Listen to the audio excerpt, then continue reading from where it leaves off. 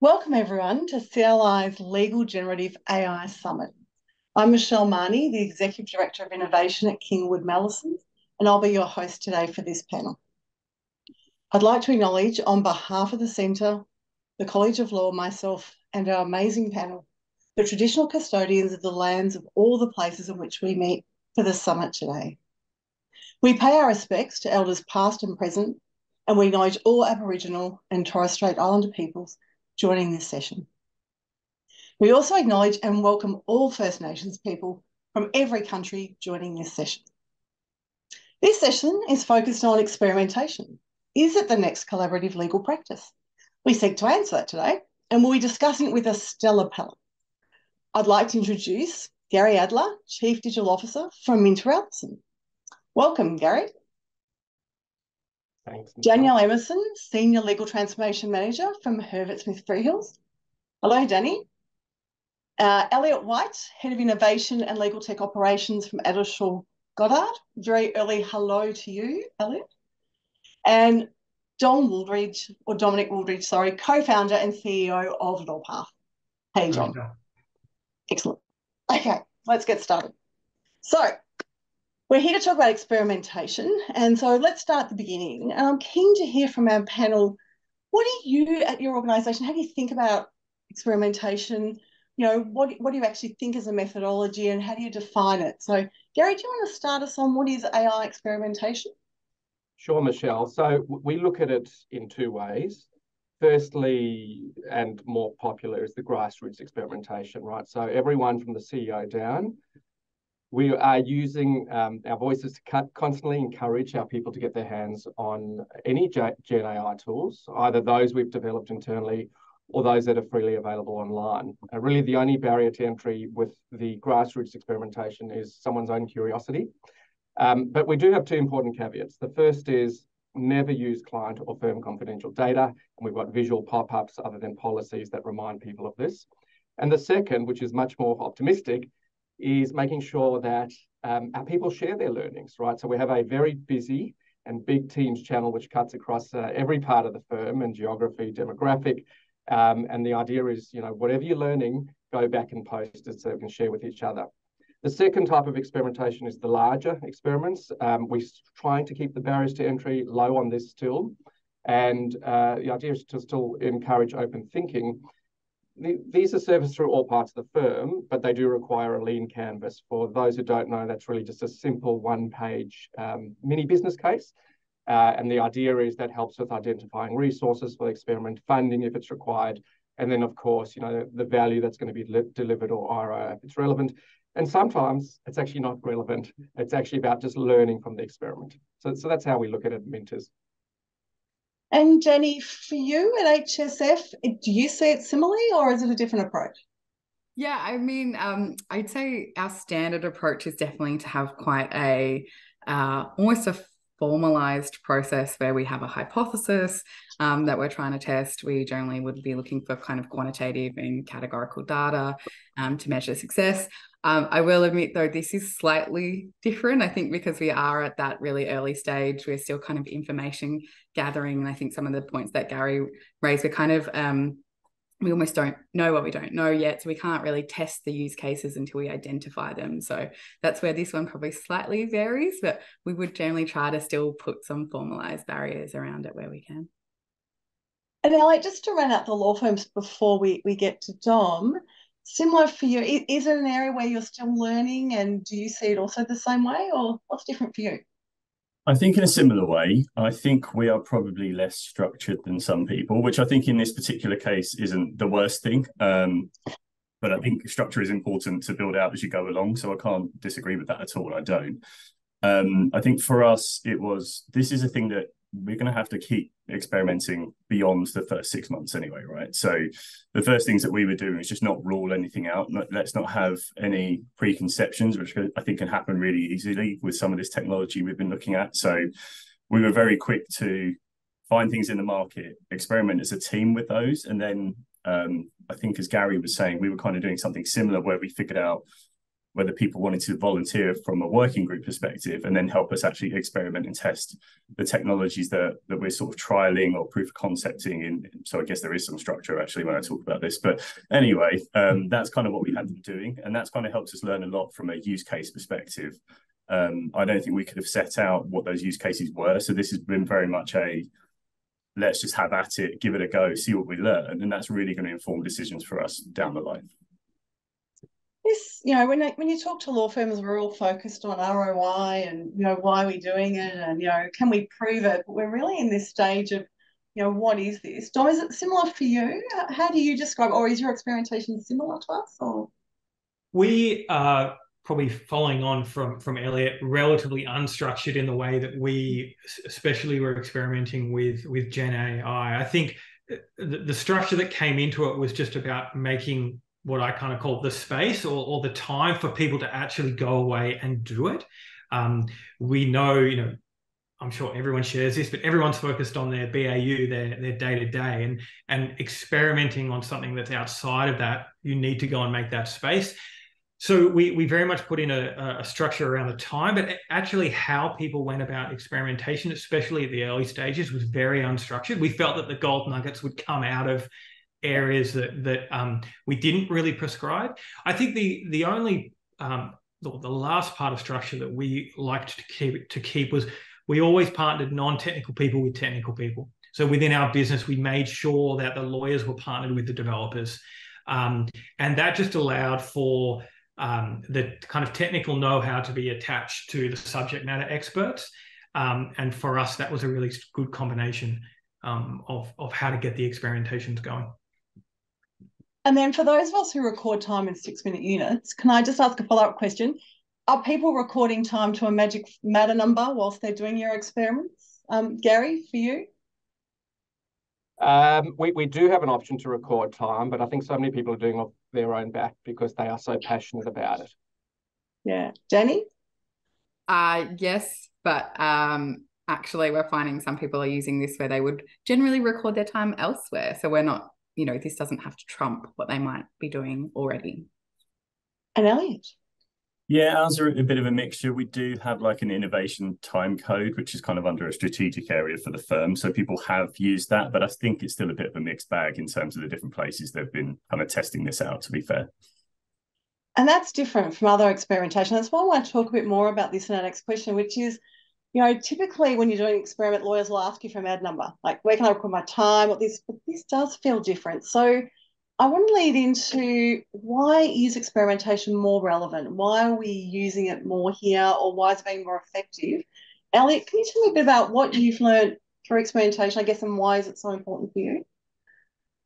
I guess for us, there's kind of two things. One thing, some of those things we've had to learn as a business, which is if we don't experiment and we just continue down the same path, that's going to cause us issues. I think I've said probably to too many people in different discussions that we kind of ripped up our whole strategy in January, which was great because we set it out in November. But I think that's why it's important, is that you kind of have to be prepared to pivot. And I think experimentation is a large part of that, is being ready to kind of say, okay, well, that's not what we were going to do, but actually we are made as an innovation team to experiment as well. So just as our team, that's kind of our job, is to look at things. And we're not quite a skunk works because I think that's probably too much for us, but we certainly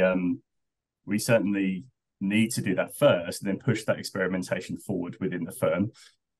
So I think we've always had that mindset. I think generative AI has just kind of really forced, I think, everyone to kind of go in that direction in terms of what they're doing. And it's been a very important part, as I was kind of saying, in this whole last year we've had, and I think is going to be over the next, I keep saying like 6 months, but really it's going to be like 6, 12, 18 again in terms of how this all progresses and why you have to continue to experiment in that sense.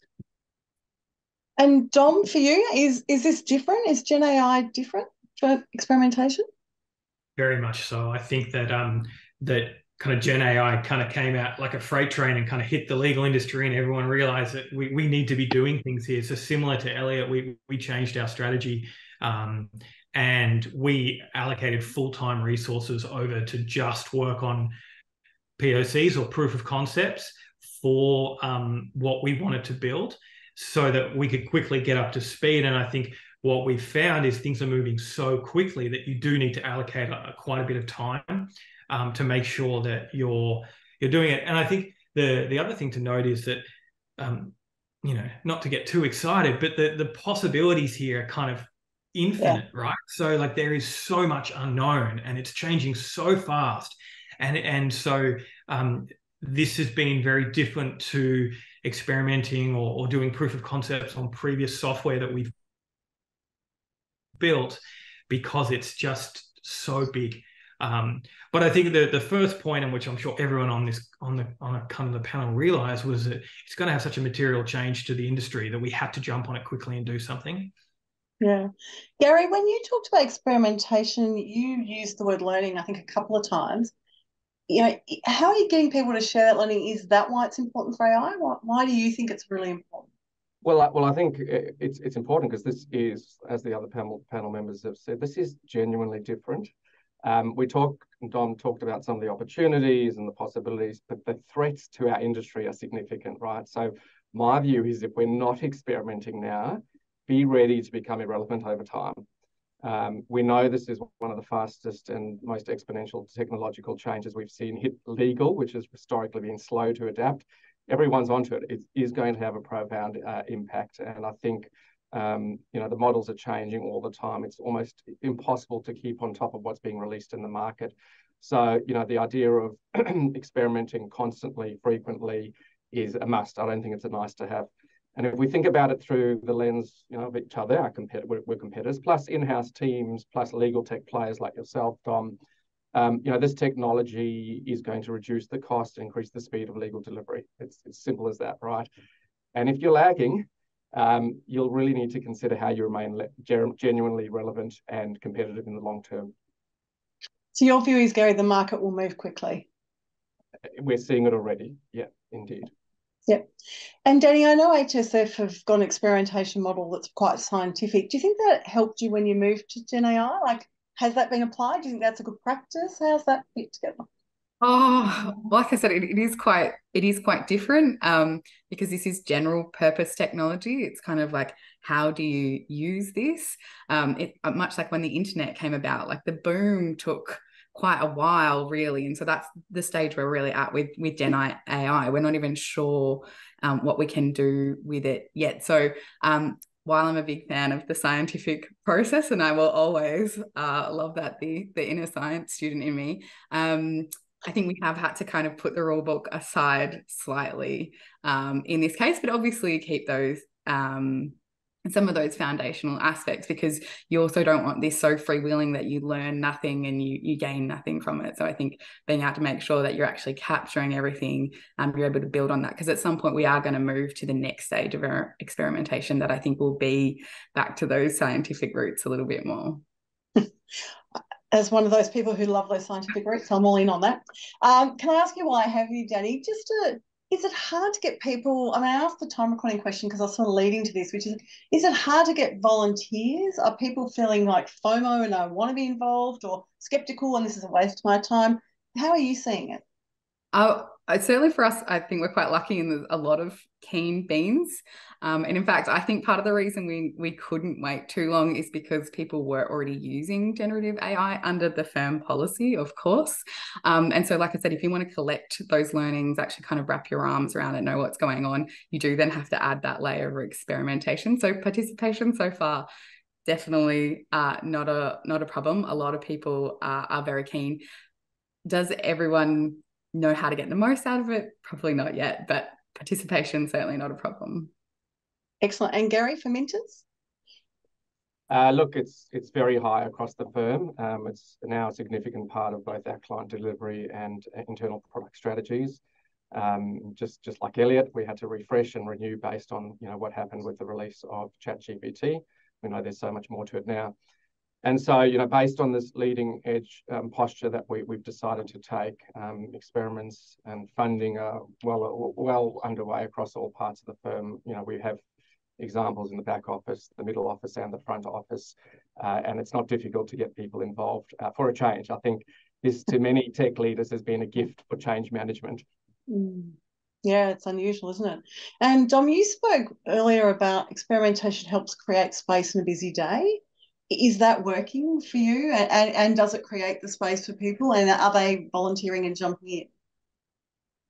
Yes, I mean, for us, we have kind of willing and unwilling participants in our AI experimentation, really because kind of our underlying mission of the business is to provide legal advice and legal software at scale. And so when this software started to develop, it was almost a non-brainer. You know, we had to move in this direction. So, you know, we've now kind of got to a point where we're live with our software and have kind of 15, 20,000 clients using it. That's where I say willingly or not willingly. But we were very fast to move on getting our proof of concepts out into the market so that we could learn about, especially around the user behavior. So yeah, I think we almost skipped the part where we said, you know, do we need willing participants to help internally? It was more mandated from the top that this is the direction we need to go into to hit the mission. Got it. And Elliot, for you, are they lining up or are they considering their position? Well, they were. That's the interesting thing. And I think because of the way this captured the, I don't know, the public imagination, I think there's two things I've said on this. One, that just surprised us and the sort of things that people were doing. And I think that really helped. So when the first things we did is sort of similar to Gary was saying earlier, once we kind of put the policy together and we were kind of trying to be at the forefront of the firm's communication on this. We then asked for like volunteers, and then we ended up with like 150 people saying, yep, I'd love to test this, which was slightly overwhelming. So we had to work them all into these working groups. It's been a bit mixed, as you would expect, I suppose. We kind of put some of the off-the-shelf systems in their hands, and some were really good. Some were kind of, I think, had that struggle of trying to work it into their normal day. I think you'd have asked me, if you'd have asked me this 2 weeks ago, I'd have had a very different answer based on some of the usage we're seeing. But I think what seems to have really unlocked it for us is we've done our own platform, right? And I think we'll talk about that later in terms of why we've done that, which is more of a learning exercise. That seems to have really unlocked like the use for people. Like it's taken the brakes off, like they're not worried. They're like, oh, it's our system, therefore we're happy to try stuff. And we're getting a lot more feedback, strangely, through them using that. Even though that's only got a set number of features, I'd much prefer them to be, in some ways, also using a couple of those other tools that we're looking to potentially buy off the shelf as well and give me that feedback. But I think that's good. I think that's slowly filtering through to everything else as well, to be fair. Can I ask the funding question? Because I know when I did our budget, which would have been March, you know, things were somewhat clear, not particularly clear. And in Australia, we set our budgets in about March, ready for the 1 July kick-off, and that's our financial year. And so it's been really challenging. So on the funding front, is it easy to get funding? Is this strategic for everyone? I know, Gary, you've said that, but just, Danny, do you know, where are you guys at? Is it easy to get money to do this, or is it a battle?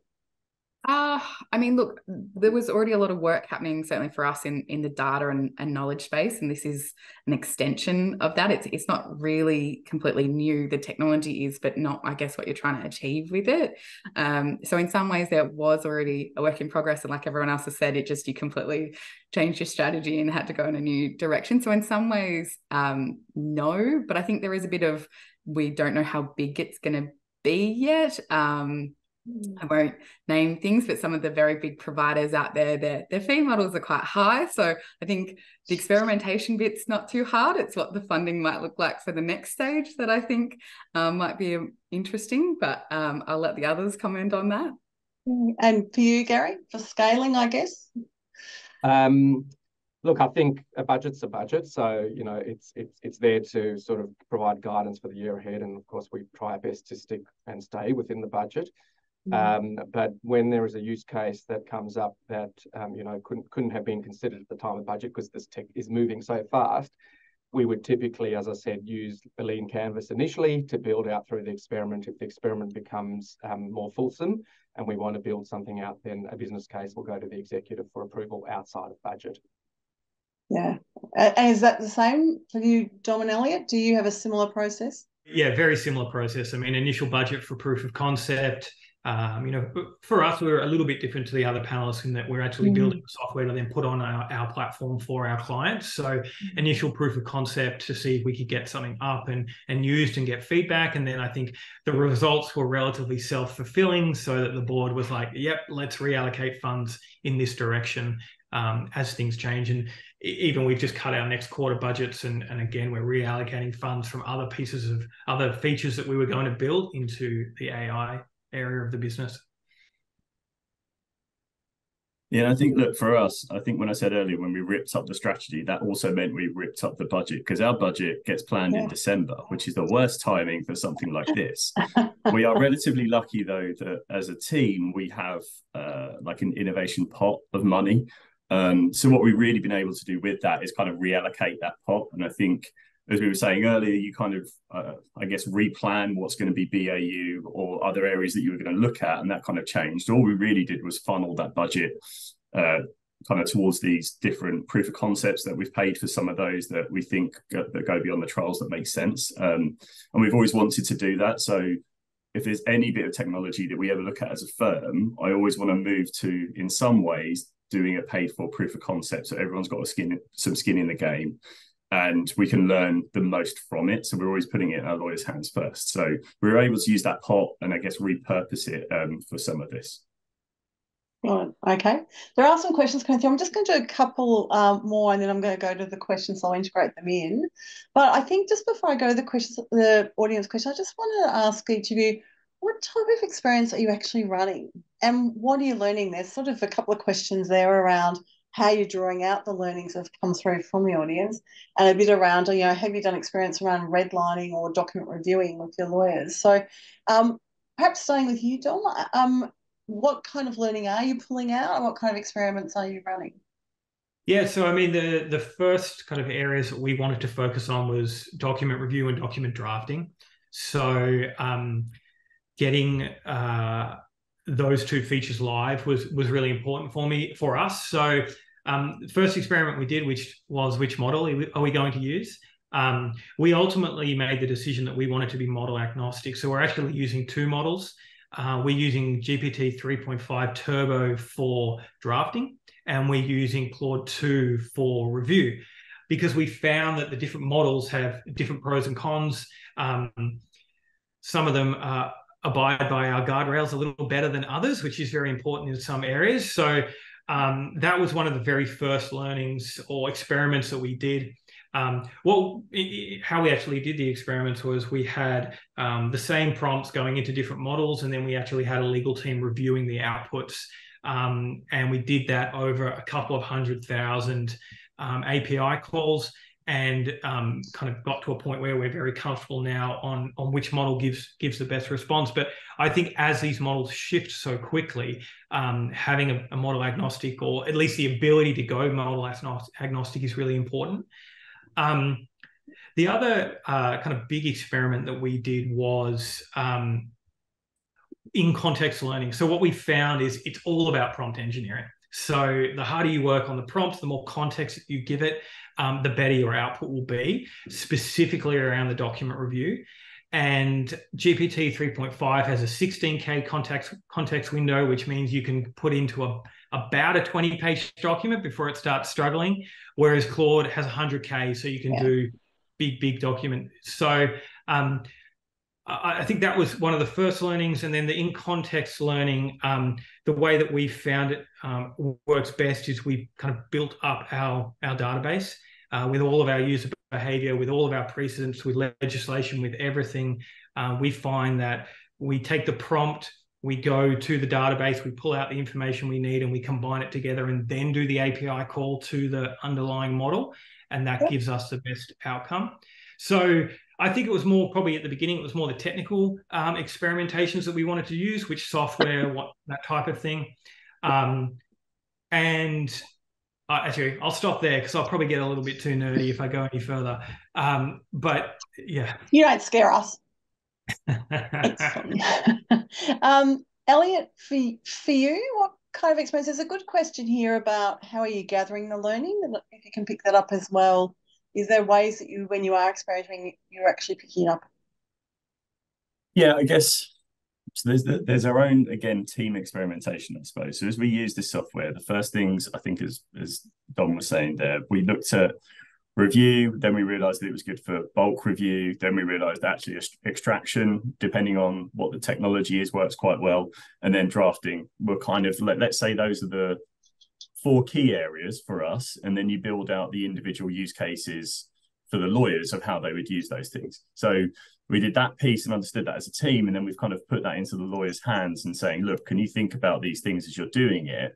And then I think, again, we're a little bit unstructured on our feedback, but that's kind of fine because we've kind of asked them to put it into the Teams channels that they're running as working groups. We get that feedback and we capture that in the either under that specific use case, or it'll be a use case with the kind of the practice area attached to understand where that use case applies and where does it apply most for that practice area, if that makes sense. So we were just trying to slowly build out evidence of where are these tools good for those specific feature areas, and then in what areas does that really apply? Like, I don't know, we might find that bulk review works really well in real estate, but not in corporate, for instance. I mean, it should be the other way around. That's a bad example, but you see what I mean? So we'll find that it will be different places where that applies. So that's all we've tried to do, is actually try to understand that. And then every time as a team, we start to drill into that a little bit more, and it's really just interacting with those working groups to ask more questions and just capture more information, which broadly just feeds into the business cases we need to put together for either the investments we do, and it helps us then make a decision on, they're good at that, we'll buy it for that. None of them seem to do this very well, that's what we'll look to build towards, and we'll do that ourselves from a development perspective. So, Jenny, it's sounding like it can be quite nuanced. I think it was a really good insight Elliot just shared, which is it works really well in one practice group but not the other for a similar activity. Are you seeing that? And, you know, is that what you're learning, and how are you extracting that learning? What kind of experiments are you doing? Yeah, probably not at the practice group level yet in terms of major differences. I think what we're finding is having champions. So we're quite lucky. We have an emerging tech group of lawyers that really live and breathe this technology from very much the legal perspective. And so luckily they're across practice groups, and we find they really are our champions. So I think we're finding it's almost like how close you are to those champions as to whether you're really tapping in to this, because I think I feel like we've probably mentioned it already. Just some people just don't know how to use it, and so they just look at it and then go, oh no, I won't worry about it. So I think we're finding less differences so far based on practice group. I mean, obviously we might expect it based on some of the other technologies that we've got, but I think it's much more about proximity to these champions. How much are they really testing it?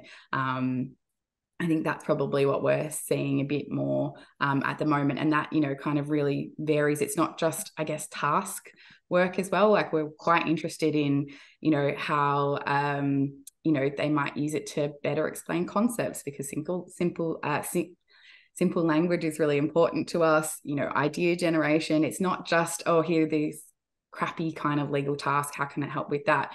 It's also, I guess, some of those bigger, broader blue sky things as well. Yeah. And Gary, for you? We look at sort of the experiments through 2 lenses: everyday AI and then game-changing AI. And so when I think about the first category, everyday AI, some examples are, like many other law firms, we built our own secure version of ChatGPT known as Chat With Me, a play on the firm's initials. And we started playing with this about 4 or 5 months ago. And the idea was to give people access to GPT-4 in a more secure environment as well.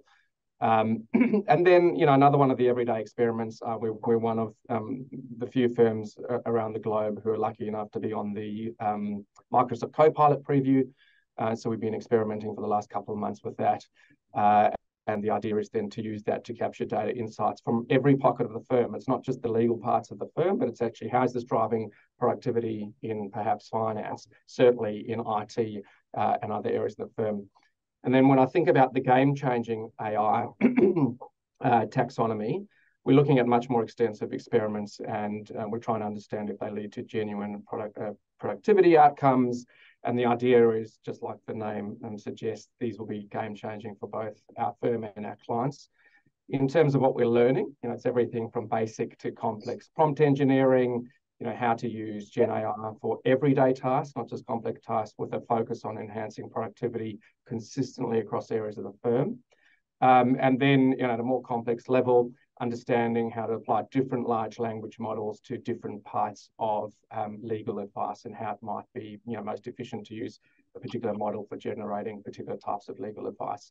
And we're capturing some of that through proof of concepts and other things through surveys. So we're running surveys to try to create apples for apples insights that we can then understand where the best impact is with different technologies we're experimenting with. So the capturing, I think that answers part of it. I'm just going to jump to this. I've got a few questions coming up, so I'm going to run through these. What is the roles of lawyers in terms of redlining or reviewing documents through automation? Any experimentation from this perspective, and what have been the results so far? Has anyone got any results in redlining or document automation, reviewing documents through automation? Not on the automation side so much, apart from the fact that we know that. So we have a document lifecycle team that we have is a small group, but obviously more broadly we've looked at we use Contracts Express, we use some of HiQ's Doc Auto, and we use Clurillus. The broader challenge for me is talking to the team about what is the broader impact of this on document automation, because I think that works in a certain way today. My challenge to them as a team has been, okay, we have this technology now. How does this change how we do this as a firm? Because I don't think that stays the same. I don't think you now automate every document when you have a generative AI. How are we going to do that? What system do you use that in? How would a lawyer interact with this now that we have a generative AI and we can template some of this? So there's a whole potential for change there that we're starting to look at. I don't think we have a real clear idea on what that exact impact is, because that probably hasn't been the first area for us to worry about. It's not that it's not something we're thinking about, but as we've just talked about, there's lots of different use cases yet there. It sits under drafting, but we're still trying to figure out what it's good at for drafting, right? And just how a lawyer would use it for drafting. So that's probably a bit of a wishy-washy answer, but that's just kind of where we are right now. Yeah. Moving on to Andrew's question. I think we've answered part of this, which is what are the best ways to capture learnings from experiments for either small efforts, extensive and more structured? I think we've talked about surveying. We've talked about teams being used as a collaborative channel to capture at the time. I think you've said you've interviewed some people. Is there any other techniques we've missed around learning capture through experimentation? Maybe I'll give an answer sort of in the opposite, which is just be careful not to throw too much structure at it, because it is an experiment after all. When you get to project phase or proof of concept, that's different. But I think too much structure equals red tape. And red tape and experiments to me don't go well together. You actually then start discouraging people. They don't want to get involved because there's too many things they have to fill out, or too many interviews or whatever it might be, that then sort of puts them off from actually joining an experiment. I will add, we are monitoring as well. So we're getting kind of, I guess, raw data. What are the prompts? How often are people using it? To not just relying on what people say, but what they do. So yeah, that's probably the other element. If you can talk with your tech provider, not just in this space, in any space, about what can they provide, always very useful. Agree. Great call out. Has anyone got experience using Bing Enterprise Chat or Copilot by Microsoft, and given its terms and prompts on the screen say that your personal and company data are protected in this chat? Is there comfort to use this generative AI language model? That's Ben's question. I think, Gary, you said you're using Copilot. Yeah. I don't know if anyone else has used Bing. Michelle, you and I were lucky enough to spend some time with Microsoft in Redmond a few months ago. And they made it very clear from the top down how important privacy is for them. And so I do trust that their focus is on putting lots of privacy around the models. I think the thing that's holding us back, particularly in Australia, I don't know about other jurisdictions, is that some elements of that Copilot large language model, including the Bing chat, still sit in the US. Now that's going to move locally to Australia. We think that's going to be early next year. So unfortunately, there are still some guardrails holding us back in some areas. But as soon as that's solved, we'll be able to sort of open the gates and provide refreshed guiding rails. Yeah, the only other thing I'd say on that is that for us, I literally was having this conversation yesterday, so it's very apt, is that we've got certain policies as a firm around how you use search, right? And what you should do as individuals when you're using, none of us really are having enterprise search systems. If you really think about it, we're all just like, yeah, just use Google. This is how you should use it. This is kind of making us think about, what do we do about search now? Because everyone's going to start taking search and then overlaying this technology on top of it. That kind of is changing our approach to, what does that mean? So I don't want to make this too big. What does that mean now in terms of our guidance to our lawyers and staff about how you use search now that there's a generative AI there? Now, obviously with search, you shouldn't just trust everything it gets back. And it's the same deal really, right? Which is that you should double check the information you're finding depending on what they're using it for. But we are wondering if we're going to have to rethink our policies a little bit around search, or at least our guidance there, given how the generative AI is going to overlap and work with those technologies. Yeah. Yeah. Anonymous asks, do the 4 law firms on this call see each other as competition? And would we purchase from each other? Would the large person a software product from each other, and what would that look like? I'm happy to maybe start. Obviously our firms are competitors, but actually I would say in the innovation space, we're really collegiate. Michelle invited me and some other colleagues over for lunch last year, I think it was. So actually because we were all really grappling with the same issues, so we can really empathize with each other a lot. I think in terms of purchasing from another firm, data is really key. And I think it would come down to what is happening with the data. And I see nods, so I'll let anyone else jump in. I think that's happened in other industries. It's not that unusual. But I agree, Danny. I think we'd have to look at very closely at how data is being used, and certainly not shared in some instances. But there was talk a couple of years ago around when Kira came out, could law firms get together and help build? Talking about our jurisdiction, build the learning in our jurisdiction, which was then shared equally amongst the participants. Didn't actually happen, but there was talk. Yeah, indeed. John, I'm going to start with you with this next question. It says, because I think you'll be slightly different to law firms, so I want to pull that out. What factors influence your buy versus build decisions in this space? Or more relatively for AI models, make versus shape versus take? Yeah, I think, we made a call very, very early on that we wouldn't build our own LLM. We would just sit on top of a foundational model. I think that's probably a widely accepted position now. No one's going to keep up their own LLMs, so might as well leave that for the larger players. But really where we see the opportunity is that layer on top, the proprietary layer on top, where we can use our own data. And that's where we really felt that it needed to be a build versus buy. I think it's probably quite different from the other panelists here, because the value that we're building in our business is the software that actually does this. Yeah. So it doesn't make much sense for us to buy anything. That being said, what we're seeing is that as the software and the technology moves so quickly, you can't be an expert at everything. And so you really need to pick the area that you are going to focus on and go niche there. And then it does make sense to use third-party software or solutions in areas that it's not your core focus. So yeah, that would kind of be my high level of what we're thinking around build versus buy for AI. And for Jenny, Elliot and Gary, for the law firms, how are you thinking about build versus buy? Danny, I'm happy to start. Oh, you go.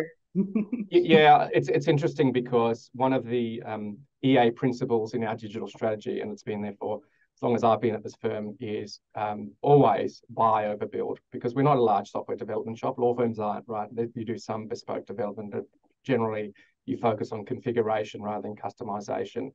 As I said to our own board last week, who reminded me of that, is that I'm eating my own words now, because I think this is different.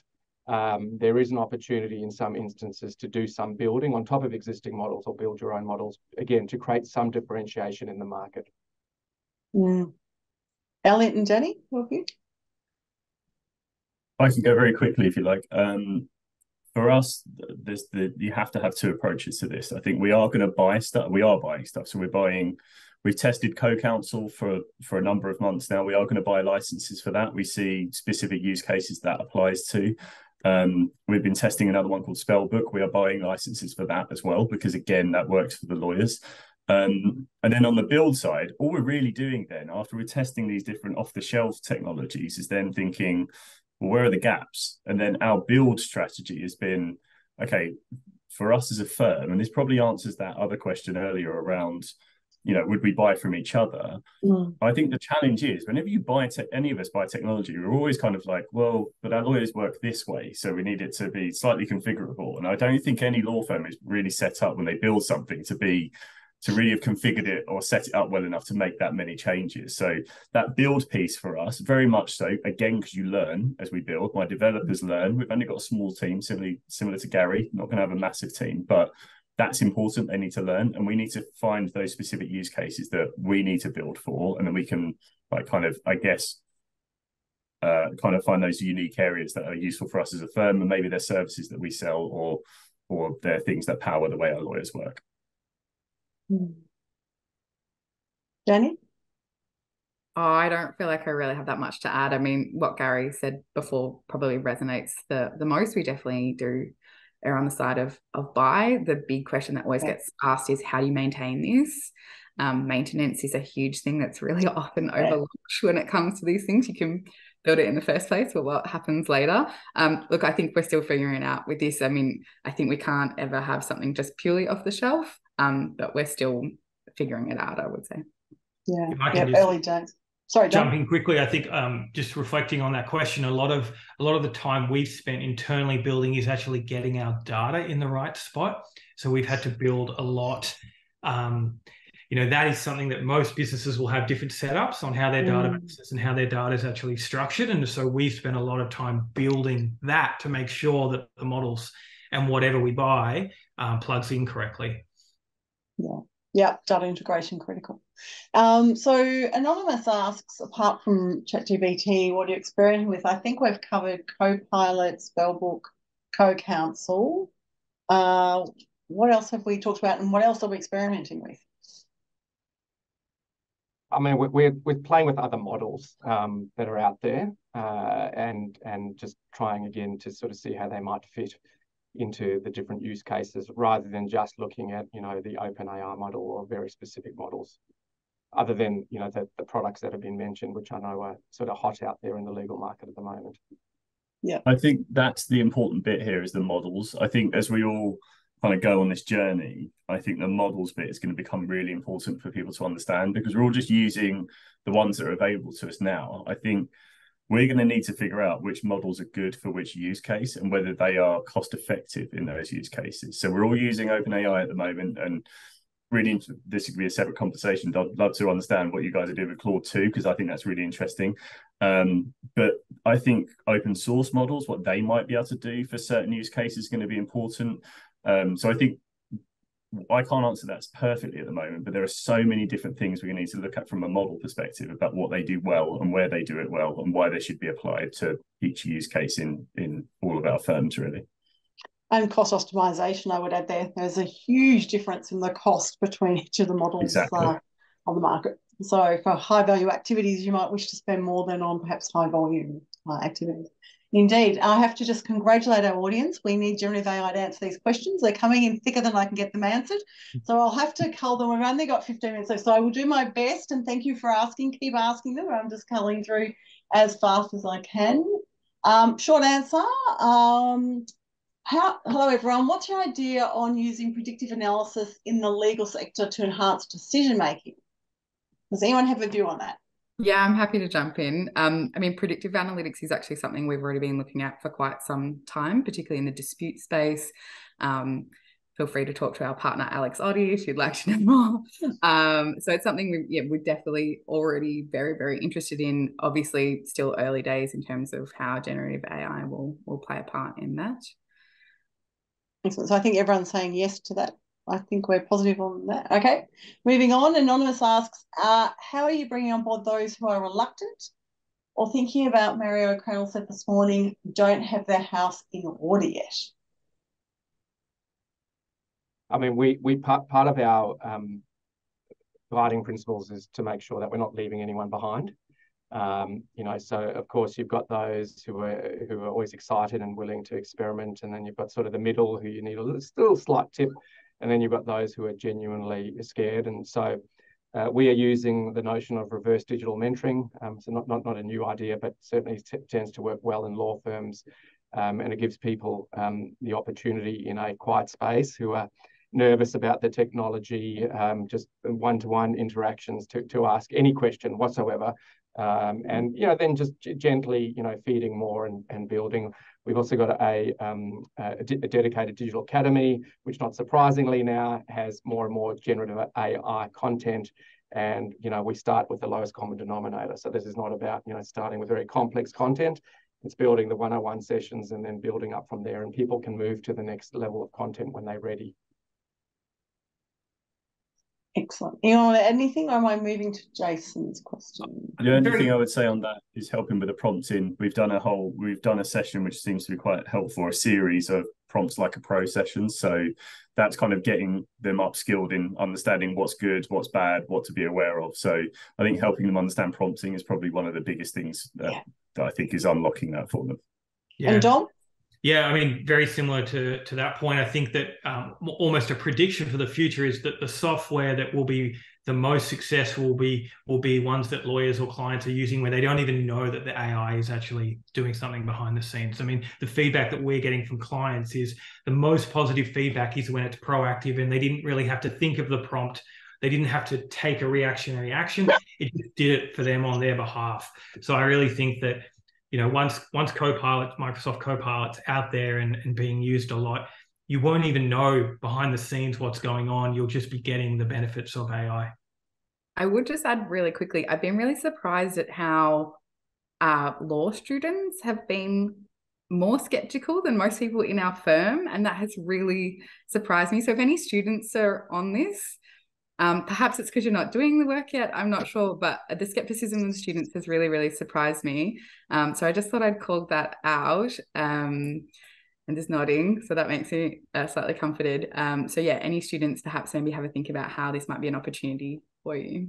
And Danny, I wonder if that's specifically law students, because Deloitte in Australia at least released a survey result, I think it was this week or last week, that 58% of uni students are already using generative AI. And so we need to be thinking very carefully how we plan for the next generation coming through. Although what you've just said makes me rethink about the generation of lawyers, because again, there's always that reluctance with technology versus... They were law students, Gary. Yeah. I have on good authority that they write longer essays and have the technology shorten it to the word length. But that is a small sample size I'm referring to there. Okay, based on your experiments, Jason asked, based on your experiments, how do you get the balance right when allocating number of participants and skill sets to be involved? Are you getting diversity? Are you getting different PQE lawyers? Are you trying to get that diversity in and skills brought to your experiment? Elliot, how do you see that? Yeah, I mean, for us, the perfect balance is having obviously all different levels of lawyers involved, and that's what we tried to do. So the way we created our working groups wasn't just obviously based on those levels, that's important, but it was actually, from what we understood for the use case for either the piece of technology, was what I think, as I said earlier, what practice areas does that apply to as well? So we've tried to create working groups around testing components, or even we'll say, look, test the whole thing, but actually we're interested in you. We feel like this applies to you in this way. So can you test this bit? And that's kind of how we've done that approach. We've certainly tried to do it across levels though of experience, because that's quite important, because you're going to get, I think, slightly different feedback based on that level. I think the one anecdote I can probably tell you is that we had a lawyer test one of our partners test one of the bits of software recently, and he was kind of like, I had my red pen out ready to mark it down for some of the drafting help it had given him, and then he was kind of like, it wasn't how I'd exactly want to write it, but actually I probably didn't need to redline it, and it was good. So it's interesting, like the different levels and the different responses we see, and that's really helpful for us and valuable for us to understand how good it can be. Yeah, Gary, I've got a couple of questions for you. How have you found Copilot for drafting? Does it live up to the hype? And are there any Copilot use cases adding great value at this stage? So in terms of drafting, and I'm going to talk about the operational side first, so not the legal side of the business. All law firms, 30% roughly of the business is, of course, operations, as finance, digital, marketing, and it is exceptional. It is truly excellent for drafting, and that, as we all know, that starting is always the hardest thing to do, and getting that starting position underway through Copilot is brilliant. The other thing, like Dom said, it's got to be easy to use. Copilot gives you lots of prompting ideas, so you don't have to think very much about the prompt, and then you just tell it which file or set of files or strategy you want it to point at. From a legal perspective, some of the things we've done, and this was even before we had Copilot, is we took the OpenAI model, we pointed at a factual set of textbooks for Australian law, and we got it to draft legal advice. And the partner who did that, and that was a great experiment he did off his own bat, by the way, just showing some of the excitement. We didn't ask, it just happened, and we're trying to now bring that to other areas of the firm. Is he said to me, it took 2 hours for my juniors and my grads to put that together previously. It took about 3 or 5 seconds. So interesting to think about the people model and how that's going to change too. But super powerful. He said it was close to perfect, about 80%. So no different probably to what your juniors would have done or your grads. Yeah, great answer. There was another question. It was what other use cases? I think you just answered it when you were saying that. I've got an answer to the student question. Gosh, there's so many questions here. I'm trying to roll through them as fast as I can. I think it was, wait a second, I've just lost it. Sorry, the law students, maybe it was by anonymous. Law students may be concerned about future career paths. AI will likely change. What is the role of a graduate lawyer looks like? Not an answer, but a comment for you, Danny. Going back up, how far are we from having AI that's based on Australian legislation and case law? Pretty close. We have it at LawPath. So nice. It's there. It's there. Stay tuned. Is the answer. Speak to Dom. Have any of the firms created a conflict check process using AI? We haven't. Yeah, not so much AI, but RPA, which is not really AI, but robotic process automation can help with that. Yeah, especially if there's some rules you can apply. Do we act previously? Have we? Yeah, there's certainly some logic you could apply. We see why. Follow-up question from Ben. I've heard the services for Copilot are processed in Scandinavia. Heard from who, Ben, would be my question to you.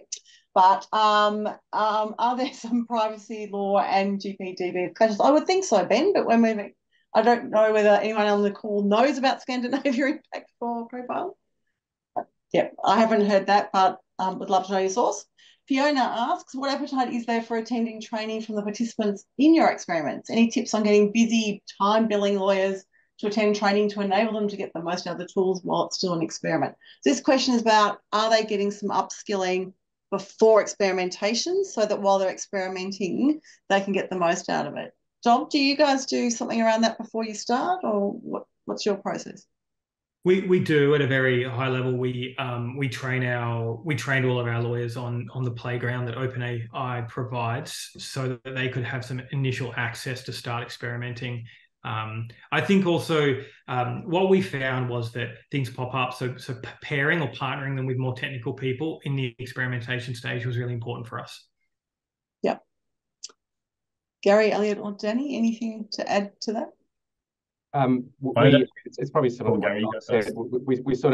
We build what we call fusion teams. So it's multidisciplinary teams from your digital group, your legal ops group, your lawyers, your business analysts, and they come together, and the data people as well. They come together to actually teach each other, because the IP on the legal side is with the lawyer. The technical know-how might be with the digital person. So I think all of them coming together, they're sort of learning on the fly. Yeah. The only thing I'd add to, I think it was at the start of the question, is that I think just to get people to turn up to this and take it seriously, as much as building on the public kind of excitement about it, was getting the right engagement for us at exec level, DMP level, and filtering that down about why it's important, and being given the time in the firm to talk about the importance of this stuff has really helped us push on attendance of training and the prompting sessions that we've done. So it's really been buy-in from the whole firm. I think it's quite important to make that work. Thanks, Elliot. I just want to note that we're 55 minutes in and we've had a first question about risk, which I find fascinating. I'm just going to, I do think that is an interesting insight as a panel. I thought we would have got those a lot earlier. Are you all worried about misuse of AI, particularly by the large Gen AI providers? Similar to what we saw with Meta selling user information. Can we trust the AI platform to I think it means securely be building an ultimate knowledge hub using data from companies all over the world? Oh, sorry, I see secretly. I see. Can we? I see. They're undercover. Right. Got the question. So do we trust our large AI providers? I think is what that question is ultimately asking. I definitely do. I think when I'm talking the large AI providers, I'm talking Microsoft, OpenAI, Amazon probably. They have made it very clear they do not collect data from any organizations. You know, the AI models that you're putting LLMs, they stay with you. They cannot see the data. I certainly do trust them. That said, I'd be a little bit more nervous about some of the open models out there on the internet. I wouldn't be putting any data that is close to the organization's heart. So does that mean, can I just double down on that for a moment? Does that mean you all have data sets that you're comfortable using? I think synthetic data is useful. Are you finding it a good testing model to start with synthetic before you move to firm or client data? Or are you finding the synthetic data doesn't give you enough reality of how it might draw the results, so therefore you skip that step? Where does synthetic data fit here? Gary, did you want to jump in? Yeah, look, it's not that we're using synthetic data. We use data sets that we know are safe to play with initially. So, for example, one of the first experiments was with the firm's policy handbook. It's a very long handbook. Now, how can we use Gen AI to help with improving the way users get access to, and can ask simple questions of the policy handbook? I think to remove data from, to remove certain components of data within our legal documents at the moment, it's a difficult thing to do. So we haven't really gone down that route yet. We'll test with safe data and then wait for most of those models to sit entirely on our shores before we then put real data into it. I'd say for us, like, we've still got our precedents, which we've been able to use for some of this. And there's plenty of like kind of publicly available documents that you can run through this for review and extraction and that sort of thing. So we haven't really had to worry at all, and obviously wouldn't want to have to worry about putting any client data in until we're actually signed up to the system. And we have had a couple of clients who have been talking to who have said, we want you to use this system when you buy it. So we've been talking to them about what we've been testing, and they were already asking us actually to start using it on their matters, which is quite interesting for us. Yeah, good use. Thank you. May says, our law students' main concern is plagiarism and using ChatGPT because you cannot see the source, hence you cannot cite it. Lecturers, tutors discourage us using ChatGPT. Thank you. Bing. Bing sources. Bing does show sources. Quick question. We have got through 19 questions, but there's more to go, believe it or not. I don't know we're going to get through them all, but are you seeing strong interest from clients around them wanting to co-develop with you, or are they waiting for you to bring them the ideas?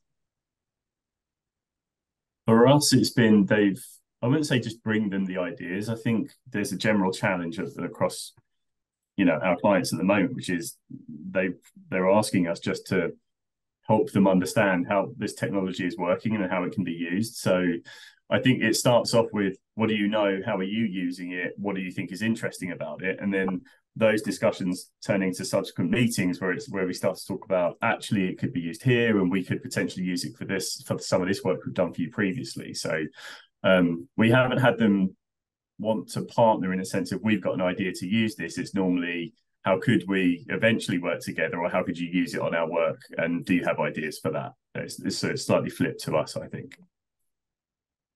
Yeah, most of our clients are definitely still in the grappling with this as a business, not the legal department. So I feel like we're so busy still with that and helping their business make the most of this, that legal still, like in most areas, kind of waiting their turn. Yep, got it. Excellent. Ben comes back and says Queensland government contacts. I think that's where he got the information about Scandinavia, because I said, where are you getting that information? I'd love to know. I can share that. I spoke to Microsoft just 2 days ago on this, and what they try and do is they move the model around based on where the most efficiency is at a particular point in time. So it's about an efficiency saving for them, but they also understand that certain jurisdictions have laws that the data's got to stay. So their end goal is to make sure that in certain jurisdictions, everything sits in that jurisdiction. Huge call out and thanks to Ben for answering that. Thank you. I think we're probably we're right on the hour, so I guess we'll take one last one, then we'll let everyone go. Indeed, another response on the law students, Danny. I agree with your perspective. As law students, we've witnessed a profound transformation in the field thanks to generative AI and emerging technologies. These innovations truly have opened up new horizons for research and, of course, collaborations within the legal community. Also, thanks for conducting this amazing. Oh, you're most welcome. I think we're going to get close to line there. So I've just gone over and I am respectful of everyone's time. You did answer 22 questions, so congrats, panel. It was pretty rapid fire there, plus the ones I asked you ahead of that, and I think we've got 9 left. So we might try to type some answers thereafter. But I hope everyone who joined us today did enjoy the session. This session will be available as a video on CLI's free resource hub and as an episode on CLI's podcast. If you'd like to receive updates about the work of CLI, please do ensure you follow them on LinkedIn and other social media. A huge thank you from me to Gary, Danny, Elliot and Dom. It was great to hear your insights. There was a lot of rapid fire questions without notice there. I thought you did a fabulous job. So thank you everyone, and thank you for our amazing panellists. And thanks for attending today. Thank you. Thanks, Michelle. Thanks everyone. Bye.